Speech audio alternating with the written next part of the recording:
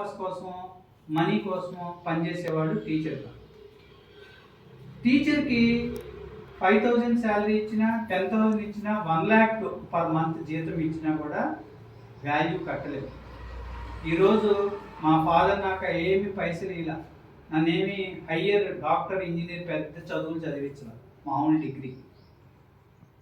కానీ నాకు మా పేరెంట్ మా టీచర్స్ వెల్ ఆఫ్ డిసిప్లిన్ నాకున్న సబ్జెక్ట్ని ఎలా తెలివితేటలుగా 10 మందికి పంచి సమాజంలో పాడవపోకుండా మంచిగా బతకటం నేర్పారు. అది రియల్ ఎడ్యుకేషన్. అర్థమైందా? అది టీచర్కి ఉండాలి.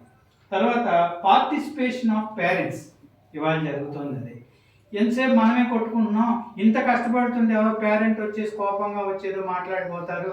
లేదా వాళ్ళ పిల్లాడికి స్కూల్లో అసలు పనిచేయాల్సిన 6 టీచర్లు ఫుల్ టైం అక్కడ చేయకుండా ఇక్కడ రిజల్ట్ రాపోయేటప్పటికే మన దగ్గర మానిపించేసి పైగా బ్యాడ్ నేమ్ బురద చిమ్మిపోతారు మన మీద.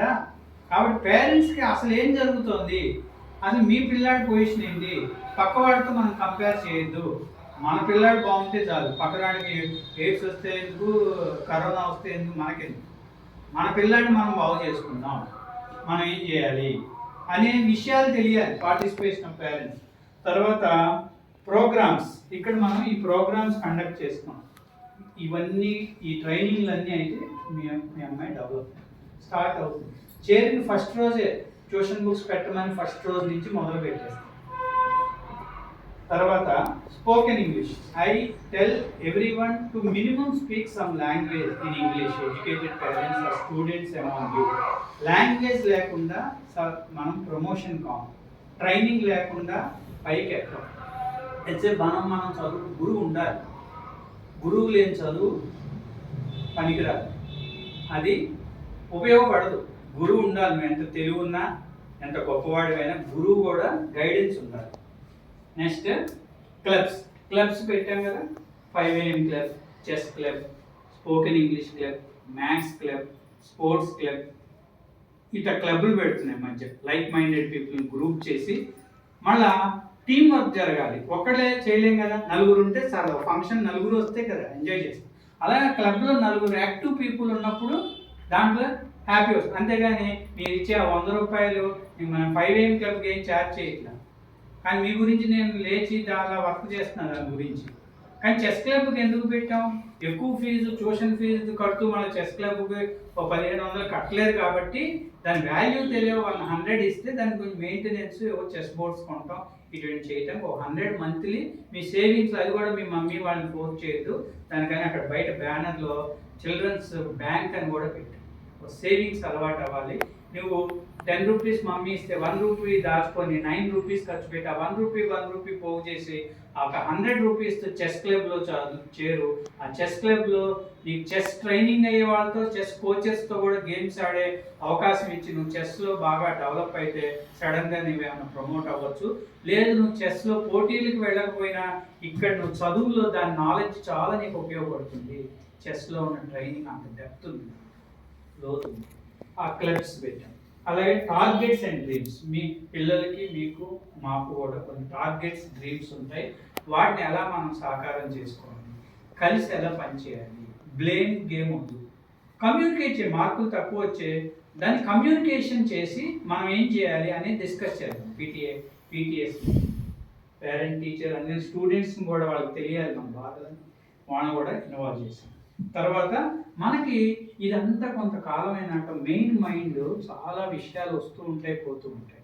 ఈ ఫిల్టర్ చేయంగా ఈ కాన్సెప్ట్స్ అన్నీ తెలియకుండా కొంతమందికి అర్థం కాక వినంగా ఎన్విరాన్మెంట్లో ఉండగా సబ్ కాన్షియస్ మైండ్లోకి వెళ్తారు. ఇవన్నీ వెళ్ళి చేరతాయి. ఆ సబ్ కాన్షియస్ మైండ్లో మనం అసలు ఏమి రైటింగ్, రీడింగ్ ఏమీ లేకుండా సబ్ కాన్షియస్ మైండ్ లెవెల్లో వాళ్ళకి సడన్గా ఒక టర్నింగ్ పాయింట్ చేస్తారు. సడన్గా వాళ్ళు ఇంప్రూవ్ అయిపోతారు. ఆ సబ్ కాన్షియస్ మైండ్ని క్యాప్చర్ చేసే విధానం కూడా మన టీచర్ ట్రైనింగ్లో ఉంది. తర్వాత మనందరం ప్రాక్టీస్ చేయాలి. ఈరోజు ఏదో మోటివేట్ అయిపోయి కాదు. ఈ ఒక పిల్లలకి మళ్ళీ ఫార్ములాస్ చెప్తారు. KIP అని. కిప్ అంటే నో, ప్రతి విషయం తెలుసుకో. KNOW know. తెలుసుకున్న దాన్ని ఐ అంటే ఇంప్లిమెంట్ చేయి. ఊరిని తెలుసుకొని కూర్చుంటే కాదు, ఇది పురాణం విన్నట్టు. దీన్ని రోజు పొద్దున్న 5కి లేస్తే బ్రాహ్మీ ముహూర్తం, దేవతలు తిరుగుతారు, పాజిటివ్ ఎనర్జీ వస్తుంది, హెల్త్ బాగుంటుంది, చదువుకున్నది గుర్తుంటుంది అనే విషయాలు మనం తెలుసుకున్నాం. దాన్ని తెలుసుకోవాలి. మరి తెలుసుకొని ఒకరోజు రేపు నేను చూస్తా, అందరికి గుడ్డు పెడతా అనేటప్పుడు చాలామంది ఆ ఒక్కరోజు అలారం పెట్టుకొని ఏదో లేచారు. తర్వాత మెల్లమెల్లగా ఒక రోజు లేస్తున్నారు, ఒక రోజు మానేస్తున్నారు. అయినా కూడా ఇంప్లిమెంట్ అంటే దాన్ని నువ్వు ఇంప్లిమెంట్ చేయి. ఇవాళ లేచావు, రేపు కూడా లేవాలి. 5:30కి లేవలేకపోయావు, 6కైనా నువ్వు స్టార్ట్ అయ్యి కూర్చో. బెటర్ లేట్ దాన్ ఎవర్ అనేది ఉంది. అవన్నీ చెప్తాం పిల్లలకి. నువ్వు స్టార్ట్ చేయి, వాళ్ళకి పుషప్ ఇవ్వాలి. తర్వాత practice, keep on practicing until you succeed. Practice makes man perfect. అంటే ఉమెన్ పర్ఫెక్ట్ అవరా సార్ అనకండి. మ్యాన్ అంటే పురుషార్థం, మ్యాన్లో ఉమెన్ కూడా వస్తుంది. ప్రాక్టీస్ చేయాలి. ప్రాక్టీస్ చేయి. మీ పిల్లలు బాగానే చెప్తున్నారు. మా స్కూల్లో వాళ్ళు, నేను చెప్పాను సార్, మీరు లెసన్స్ ఎక్స్ప్లెయిన్ చేసాం. అలా టీచర్, వాళ్ళ క్లాస్ టీచర్, మ్యాథ్స్ టీచర్ తెలుసా, వరల్డ్ ఫస్ట్ ఆవిడ చెప్పిందంటే ఇంకేం లేదు, చెప్తోంది, అర్థమవుతోంది. కానీ మన వాడు ప్రాక్టీస్ చేయట్లా. వస్తుంది ఫోటో పోజ్,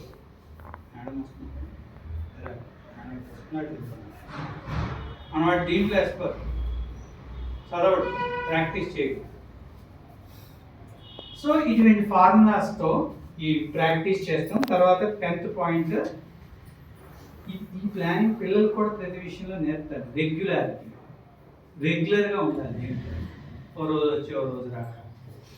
లేకపోతే ఇంకోటి ఉంది, POM అని ఒకటి చెప్తూ ఉంటారు పిల్లలు, KIP. P అంటే ప్రెజెన్స్ ఆఫ్ మైండ్. మైండ్ ఉండాలి. ఇక్కడ వచ్చి కూర్చుంటే పనికిరాదు, వచ్చిన వాడు పని చేయాలి, ఆలోచిస్తూ. Presence of mind. దీనికి ఆపోజిట్ ఏంటంటే బాడీ ప్రెజెంట్, మైండ్ వస్తారు. పాపం వాళ్ళ డాడీ తీసుకొస్తారు గుడి నుంచి 2 మూటలు తెస్తారు. ఒకటి బియ్యం మూట, ఒకటి మినుము మూట, ఒకటి స్కూల్ బ్యాగ్, ఒకటి వాడు 2 మూటలు అక్కడ పడేస్తారు. మళ్ళీ గంటగా 2 మూటలు తీసుకెళ్ళి ఇంట్లో పడేస్తారు. మూటలు ఉంటాయి కానీ బుర్ర ఉండదు, వర్క్ జరగదు, ప్రాక్టీస్ జరగదు, టీచింగ్ ఉండదు. కానీ ఏమనుకో, అబ్బాయి నాలెడ్జ్ విద్యలో ఉన్నాడు, పదవిలో ఉన్నాడు, అక్కడ ఉన్నాడు. ఆ స్కూల్ పేరు కాన్సెప్ట్ స్కూల్, గీతాంజలి కాన్సెప్ట్. అది దాంట్లో కాన్సెప్టే ఉంది. నిమ్మకాయ ఉంటుంది కానీ కోసి చూస్తే పుల్లగా ఉంటుంది, చేదు. అంటే దేంట్లో ఉండవలసిన రసం దాంట్లో ఉండదు, పేరు మట్టుకు ఉంటుంది బ్రహ్మాండం. అయిపోయింది. అర్థమైందా? వాడు పాపం పేరెంట్స్ బాగా పిల్లలకి చెప్తారు, డాడీ మమ్మీ ఎంత కష్టపడుతుంది, వాళ్ళు మనీ సంపాదిస్తున్నారు, డాడీ మమ్మీ ఇంట్లో పని.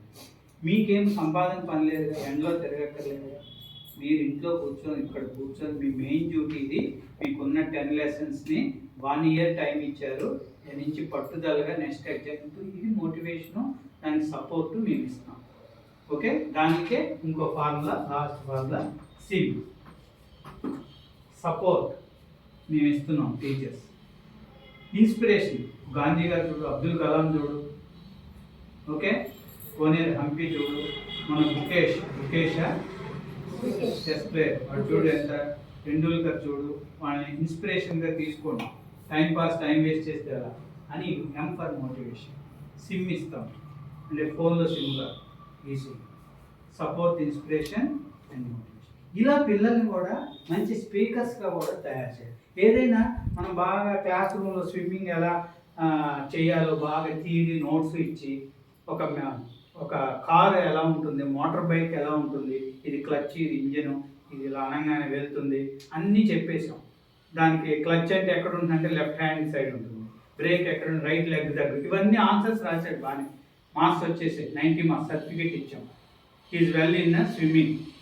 వెళ్ళినా అక్కడ పెద్ద నది వెళ్తుంది, నీకు అంతా నేర్పి సర్టిఫికేట్ ఇచ్చే కదా, పో అని దాంట్లో విసిరేసాం. ఎదగలుగుతాడా? ప్రాక్టికల్ క్లాస్ రూమ్లోనే ఉంది తప్ప ప్రాక్టికల్గా బయట మనం నేర్పడం లేదు. పిల్లలకి జరిగేదండి. స్కూల్కి వెళ్తున్నారు, ట్యూషన్కి వస్తున్నారు, చెయ్యి పట్టువి వాడు గట్టెక్కేదాకా నడపాల్సిన బాధ్యత మీకు, మాకు, వాళ్ళకి కూడా ఉన్నది.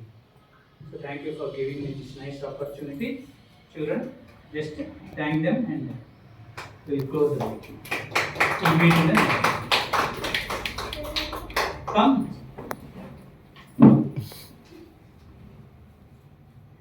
Thank you for attending, everyone. Okay. Cheddar, definitely.